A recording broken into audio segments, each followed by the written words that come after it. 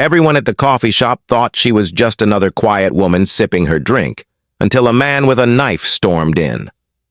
What happened next left the entire place speechless. She moved so fast, no one even saw her reach for him. In just one motion, the attacker was on the floor, and then the question started. Who is she? It was a calm Saturday morning in downtown Portland. The rain tapped gently against the windows of a cozy little cafe on the corner, where the smell of fresh coffee and baked pastries filled the air. People sat at small tables, chatting quietly or typing on laptops. Some were reading, others were just watching the rain. Near the back by the window sat a woman who didn't stand out in any obvious way. She wore a plain gray hoodie, jeans, and sneakers. Her dark hair was tied back in a simple braid, and her face was calm, almost unreadable. She had ordered a cappuccino, thanked the barista softly, and taken her seat without much notice.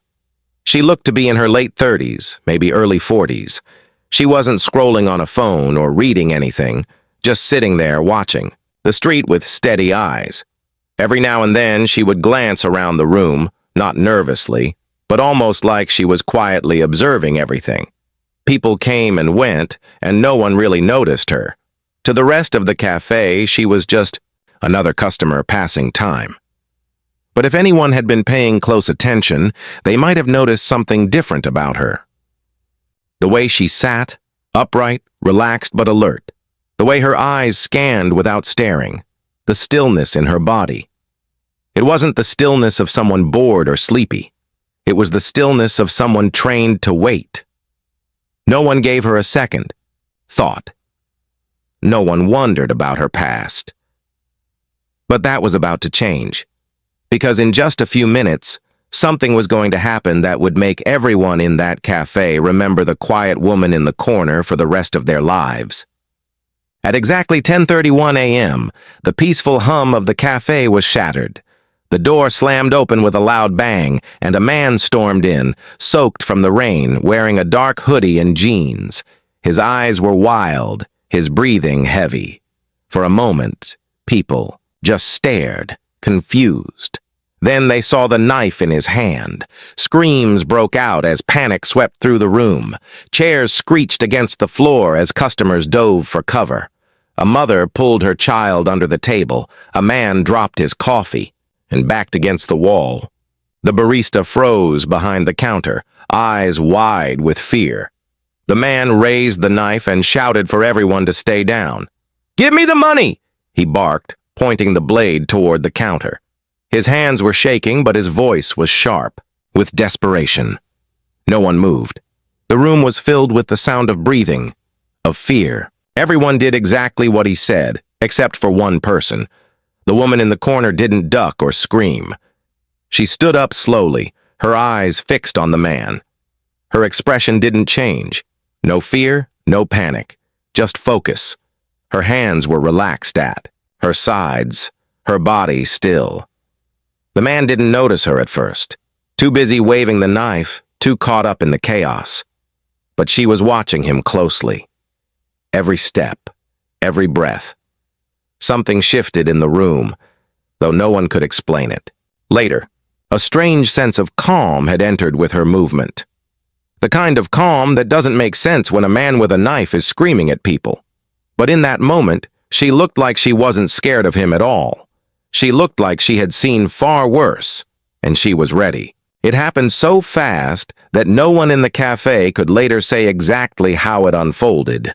1 second, the man was yelling and pointing the knife, his voice rising with panic. The next, the quiet woman from the corner stepped forward with a calmness that didn't fit the moment.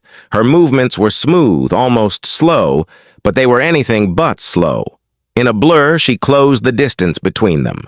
Before the man could react, her left hand grabbed his wrist while her right locked onto his elbow. With one sharp twist and a step forward, the knife clattered to the floor, and the man was face down before anyone had a chance to scream again.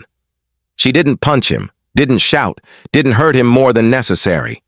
She simply brought him to the ground, knee pressed lightly into his back, controlling his body without anger or hesitation. For a second, the cafe was completely silent. The man grunted in pain, stunned. He hadn't even had time to fight back. People peeked out from behind chairs and tables, unsure of what they had just witnessed. The barista dropped to her knees, shaking, and started to cry, half from fear, half from relief. The mother under the table clutched her child and whispered, "It's okay now." All eyes turned to the woman, who simply looked around and asked, "Someone call the police." Her voice was calm, steady, like she'd just asked for the time. The man didn't move. He couldn't. She kept him pinned gently but firmly, without saying another word. No one could believe what they'd just seen. That kind of control, that kind of precision, it wasn't something you learned in a weekend self-defense class. And that's when the question started. Who was she? The police arrived within minutes, rushing into the cafe with weapons drawn, expecting chaos. But what they found instead was a calm scene. Customers shaken but unharmed, a disarmed attacker lying face down on the floor, and a quiet woman standing nearby with her hands slightly raised in peace. The officers secured the man and began asking questions. The woman gave a brief account, clear, precise, and without emotion. She said she saw the threat, assessed it, and acted. That was all. One officer, older and more experienced, looked at her a little longer than the others. There was something familiar about the way she spoke, the way she moved. As the scene calmed down and the attacker was taken outside, the officer approached her quietly and asked, "Military?" She gave a small smile but didn't answer. "What unit were you with?" he pressed, more curious than suspicious. She held his gaze for a moment, then said softly, "It's not something I talk about." Her tone wasn't defensive, it was respectful, like someone who had seen things she chose not to revisit. The officer nodded. He didn't need to ask again. He understood. People nearby overheard the exchange, and whispers began to spread. "Did you hear that? She was probably in special forces. She moved like a pro. She took that guy down without even trying." Despite the attention, the woman stayed quiet. She didn't brag, didn't correct anyone. She just stood there, hands in her hoodie pockets, waiting for everything to settle. To most people, she was still a mystery, but no longer invisible. Her calm, her control, and her silence said more than words ever could. Whatever her past was, it wasn't ordinary, and now, for the first time, people could see it. The next morning, the cafe was back to its usual rhythm. The rain had cleared, and sunlight filtered through the windows, warming the space that just yesterday had felt cold with fear. Regulars returned, still buzzing with stories about what had happened. The staff spoke in hushed tones, replaying every detail, glancing at the door as if expecting something or someone. And then, just before 9, she walked in again. The same woman, same hoodie, same calm face. She gave a polite nod to the barista, who greeted her with wide eyes and a free coffee. "On the house," the barista said softly. The woman smiled, thanked her, and returned to the same seat by the window.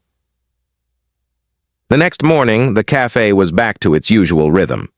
The rain had cleared, and sunlight filtered through the windows, warming the space that just yesterday had felt cold with fear. Regulars returned, still buzzing with stories about what had happened.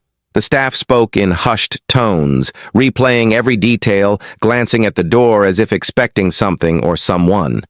And then, just before 9, she walked in again. The same woman, same hoodie, same calm face. She gave a polite nod to the barista, who greeted her with wide eyes and a free coffee. "On the house," the barista said softly. The woman smiled, thanked her, and returned to the same seat by the window. There was a different energy in the cafe now. People looked at her with quiet respect. Some tried not to stare. A man near the counter whispered to his friend, "That's her, the one who stopped the guy." But she didn't seem to notice or care. She simply sipped her drink and watched. The street, just like before. A little boy wandered up to her table, wide-eyed, holding a napkin like it was a note. "My dad says you're like a superhero," he said shyly. The woman chuckled and leaned forward.